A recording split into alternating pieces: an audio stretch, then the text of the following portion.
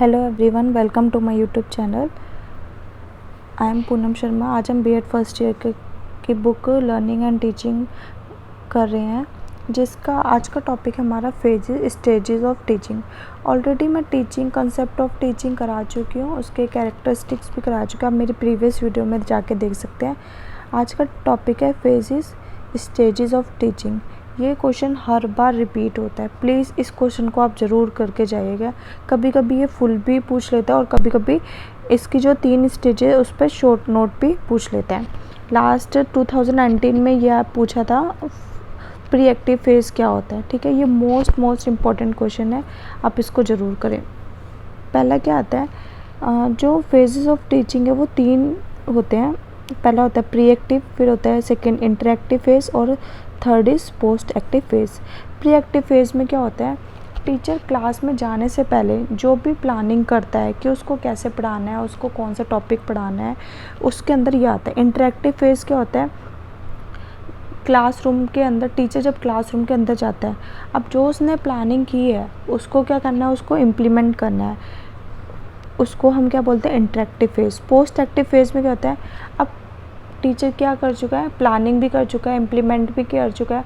अब third step में ये है कि उसने जो बच्चों को पढ़ाया, क्या बच्चों को समझ आया या नहीं आया, उसका इवैल्यूएशन करता है, मूल्यांकन करता है। चलिए, पहली स्टेज है प्री एक्टिव फेज, शिक्षण की पूर्व क्रिया अवस्था। पूर्व क्रिया अवस्था में शिक्षक छात्रों को ज्ञान प्रदान करने के लिए शिक्षण की योजना बनाता है, मतलब प्लानिंग करता है और पढ़ाने की तैयारी करता है। इस अवस्था में सभी क्रियाएं आती है जो शिक्षक कक्षा में जाने से पूर्व करता है। शिक्षण की क्रिया अवस्था को शिक्षण नियोजन व्यवस्था भी कहा जाता है। शिक्षण की इस अवस्था के अंतर्गत शिक्षण योजना का चयन करता है कि उसको कौन सा मेथड यूज़ करना है पढ़ाने के लिए, ठीक है, और उसका नियोजन करता है ताकि उद्देश्यों को प्राप्त कर सके, मतलब जो उसको लेसन पढ़ाना है ताकि बच्चों को अच्छे से समझ आए। इस समय शिक्षक को सुनिश्चित तथा सफल बनाने के लिए चिंतन करता है, सोचता भी है और खुद भी मेहनत करता है। उस टॉपिक के लिए संबंधित साहित्य या अध्ययन करता है और दूसरों से विचार विमर्श करता है, इसलिए इसे प्रेरणात्मक या करने की अवस्था भी कहते हैं। सेकंड है हमारा इंटरएक्टिव स्टेज ऑफ टीचिंग। अब टीचर अंदर जाके जो जो एक्टिविटी करता है, ठीक है, सबसे पहले टीचर क्लास के अंदर गया तो सबसे पहले वो बच्चों को देखेगा कि कौन से बच्चे कहाँ बैठे हैं, सिटिंग अरेंजमेंट करेगा 1 मिनट के अंदर ही, ठीक है। जो स्लो लर्नर्स है उनको आगे बिठाना, ठीक है, ये सारी एक्टिविटी करेगा और फिर अपना टॉपिक शुरू करेगा। शिक्षण की अवस्था में वे सभी व्यवहार क्रियाएं एवं वस्तुएं निहित होती हैं जिनका उपयोग शिक्षक कक्षा में करता है। ये सभी कार्य किसी को पढ़ाने या वांछित अनुभव प्रदान करने से किए जाते हैं। इस अवस्था में शिक्षक अनेक स्ट्रैटेजीज का उपयोग करता है वांछित व्यवहार में परिवर्तन के लिए। वह पूर्व क्रिया अवस्था में नियोजित सभी उपयोगों को विनियोग कक्षा में करता है। इसी अवस्था में शिक्षक तथा छात्र के मध्य अनेक अंतर्क्रिया होती है। जब इस टीचर क्लासरूम में पढ़ाता है, टीचर कुछ पूछता है स्टूडेंट से, तो वो क्या होता है, एक इंटरेक्शन होता है। अब थर्ड इज़ हमारा लास्ट स्टेज है post active stage of teaching, ठीक है। अब जो टीचर ने पढ़ाया है, अब क्या है, टीचर ने जो पढ़ा दिया बच्चों को समझ आया कि नहीं आया, इसको वो देखता है, इवैल्यूएशन करता है, मूल्यांकन करता है। जब शिक्षक अपना कार्य समाप्त कर लेता है तब वह जानना चाहता है कि जो कुछ उसने पढ़ाया उसका प्रभाव छात्र पर क्या हुआ, छात्र में कौन से व्यवहार में परिवर्तन हुआ। शिक्षण की इस अवस्था में छात्रों की निष्पत्ति का मूल्यांकन किया जाता है। छात्रों की निष्पत्ति अथवा वांछित परिवर्तनों की जांच के लिए प्रश्नों द्वारा, ज्ञान तथा व्यवहारिक कार्य द्वारा कौशलों की जांच की जाती है।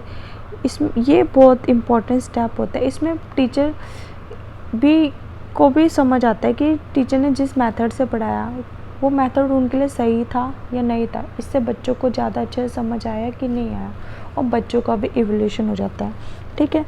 अब ये जो टॉपिक है स्टेजेस ऑफ टीचिंग और लेवल ऑफ टीचिंग, ये बिल्कुल अलग अलग है।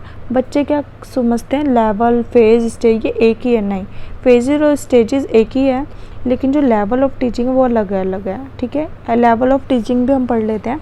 शिक्षण के स्तर वह आधार है जिसके माध्यम से छात्रों को बौद्धिक विकास होता है। इसमें छात्रों को क्रमबद्ध सीक्वेंस तरीके से पढ़ाया जाता है, ठीक है। ये नहीं कि कोई छोटा बच्चा उसको हमने टेबल दे दी कि टेबल लर्न करो, नहीं, पहले हम उसकी स्टार्टिंग से शुरुआत करते हैं, पहले वो काउंटिंग करेगा, ठीक है, इस टाइप।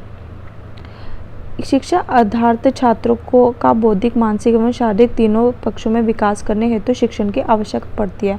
इसलिए यह आवश्यक है कि शिक्षा प्रदान करने के लिए छात्रों को उनके मानसिक एवं बौद्धिक आधार पर ही शिक्षा प्रदान की जाए। अब शिक्षण टीचिंग के भी 3 लेवल्स होते हैं। एक होता है मेमोरी लेवल, जो छोटे बच्चे होते हैं जिनको हम छोटे बच्चे होते हैं, हम उनको चीज़ें रटवाते हैं, ठीक है, वो समझ तो सकते नहीं, इतना उनमें दिमाग होता नहीं है।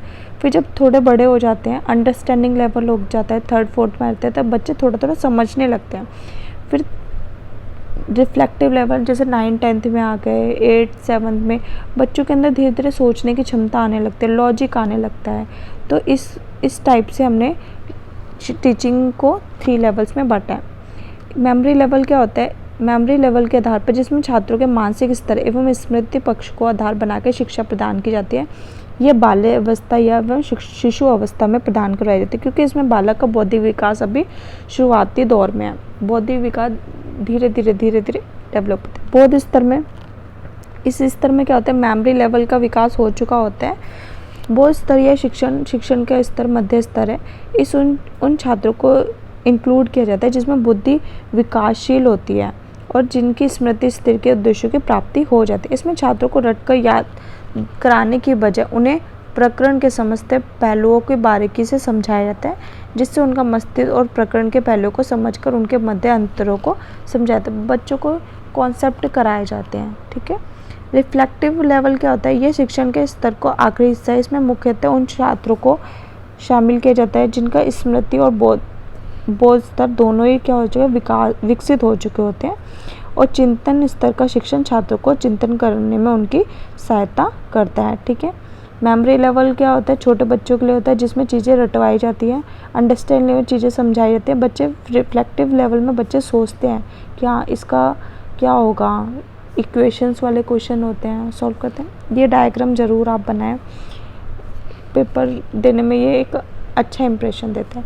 अगर आपको मेरी वीडियो पसंद है तो प्लीज़ लाइक एंड सब्सक्राइब करना ना भूलिए और बेल आइकन को ज़रूर प्रेस करें। Thanks for watching my video.